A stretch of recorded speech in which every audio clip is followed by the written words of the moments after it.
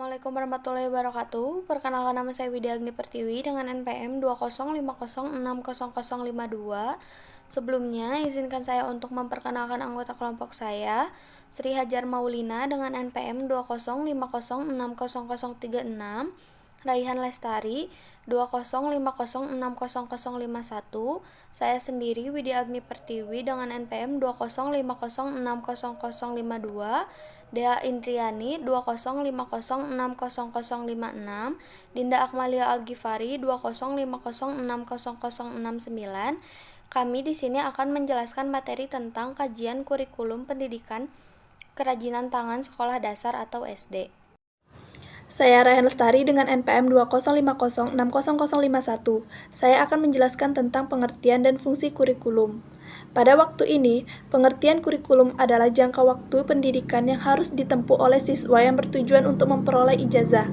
Dengan kata lain, kurikulum dianggap sebagai jembatan yang sangat penting untuk mencapai titik akhir dari suatu perjalanan yang ditandai oleh perolehan suatu ijazah tertentu. Apabila kita meneliti pengertian kurikulum, akan diperoleh bahwa fungsi kurikulum sebagai berikut. 1. Fungsi kurikulum bagi sekolah yang bersangkutan, yaitu sebagai alat mencapai tujuan pendidikan yang diinginkan. Sebagai alat mencapai tujuan pendidikan, kurikulum berisi uraian mengenai jenis program apa yang diselenggarakan, bagaimana menyelenggarakan setiap jenis program, siapa yang bertanggung jawab dalam penyelenggaraan, dan perlengkapan apa yang perlu diadakan. 2. Sebagai pedoman mengatur kegiatan sehari-hari.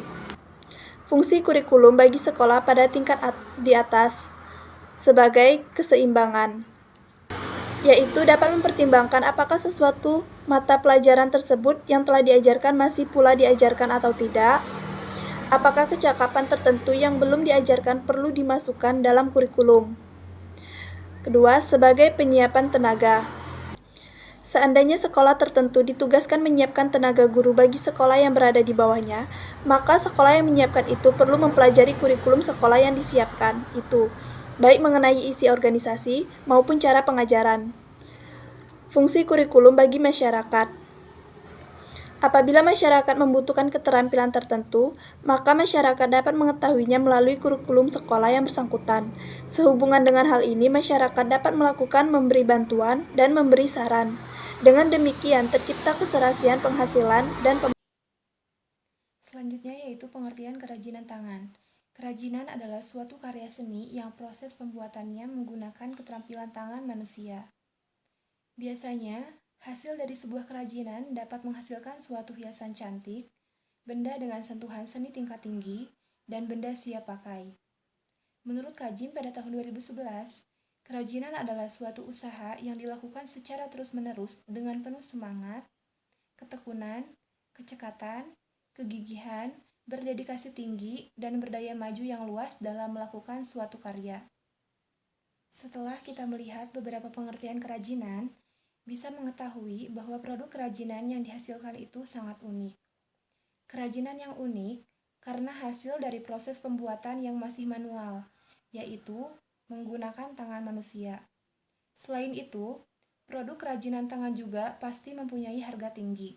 Maka dari itu, sudah sepatutnya sebagai warga negara mampu menciptakan sebuah kerajinan atau paling setidaknya produk kerajinan asli Indonesia. Kerajinan tangan adalah menciptakan suatu produk atau barang yang dilakukan oleh tangan dan memiliki fungsi pakai atau keindahan, sehingga memiliki nilai jual. Kerajinan tangan yang memiliki kualitas tinggi tentu harganya akan mahal.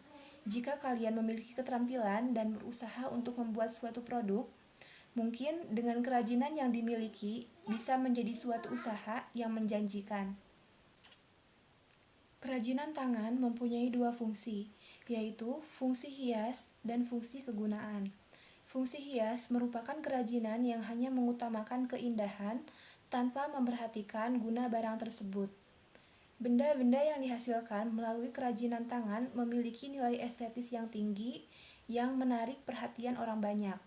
Dilansir dari Lumen Learning, yang dimaksud dengan menarik adalah karya tersebut dapat membangkitkan perasaan, estetika, atau moral dan dapat dipahami sebagai cara untuk mengkomunikasikan perasaan pembuatnya. Contoh fungsi hias seperti patung, miniatur, dan lukisan. Selanjutnya yaitu fungsi kegunaan, yang berarti karya tersebut memiliki nilai guna dalam kehidupan manusia. Nilai guna tersebut dapat berupa karya digunakan untuk membantu melakukan aktivitas sehari-hari, karya digunakan untuk menunjang suatu kegiatan, sebagai sandang, sebagai mainan, maupun sebagai kelengkapan dalam ritual kebudayaan maupun ritual keagamaan. Contoh fungsi pakai seperti gelas, piring, dan kendi.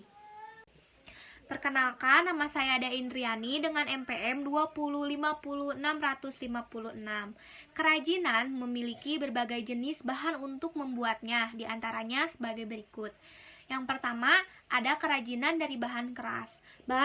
Kerajinan dari bahan keras adalah barang-barang kerajinan yang menggunakan material dasar yang bersifat keras. Bahan keras yang dipakai untuk membuat barang-barang kerajinan dapat dibedakan menjadi dua. Yang pertama, ada bahan keras alami, yaitu material untuk membuat kerajinan yang didapatkan dari alam di mana kondisi fisiknya keras. Contohnya, ada batu, kayu, rotan, bambu, dan sebagainya.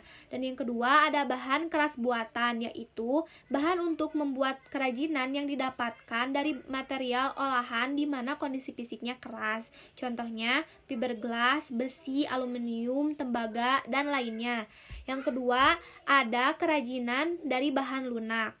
Kerajinan dari bahan lunak adalah barang-barang kerajinan yang menggunakan material yang bersifat lunak. Bahan lunak yang dipakai untuk membuat barang-barang kerajinan dapat dibedakan menjadi dua. Yang pertama, ada bahan lunak alami, yaitu material untuk membuat kerajinan yang diperoleh dari alam di mana kondisi fisiknya lunak. Cara pengolahannya masih alami dan tidak dicampur dengan bahan buatan, contohnya kulit hewan, tanah liat, serat alam, dan lainnya. Dan yang kedua, ada bahan lunak buatan, yaitu material untuk membuat kerajinan yang didapatkan dengan cara pengolahan terlebih dahulu, contohnya gips, lilin, bubur kertas, spons, dan sebagainya. Dan yang terakhir, ada kerajinan dari bahan semi keras. Kerajinan dari bahan semi keras merupakan kerajinan tangan yang dapat dibuat dengan tangan kosong atau dengan juga sedikit bantuan alat bantu yang berbentuk menjadi sebuah karya seperti bunga dari kertas dan tas dari kain flanel. Persamaan dan perbedaan keterampilan dengan kerajinan tangan. Persamaan: kemampuan untuk menggunakan akal, pikiran, ide, dan kreativitas dalam mengubah ataupun membuat sesuatu menjadi lebih bermakna sehingga menghasilkan sebuah nilai dari hasil pekerjaan. Perbedaannya, keterampilan tidak hanya terkait pada kreativitas membuat dan menghasilkan sesuatu dengan alat. Keterampilan lebih luas mencakup kemampuan seseorang dalam berbagai bidang.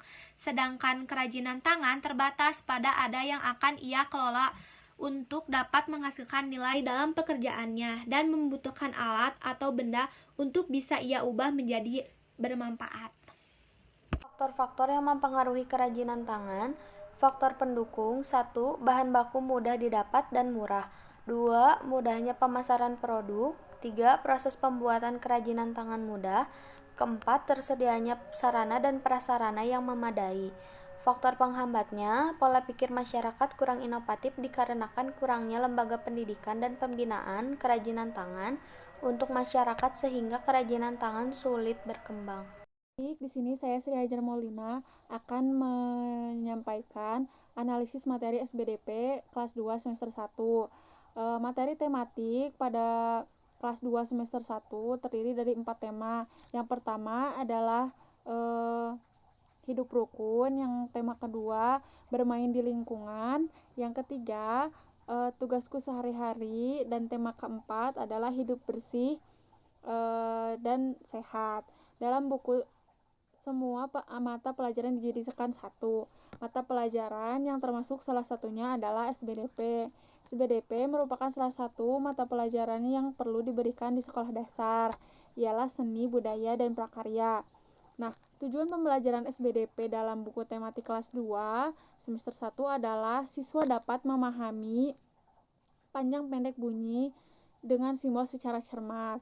Lalu yang kedua, siswa dapat memahami kuat lemah bunyi pada lagu secara cermat. Nah, yang ketiga, siswa dapat menyuarakan panjang pendek bunyi dengan percaya diri.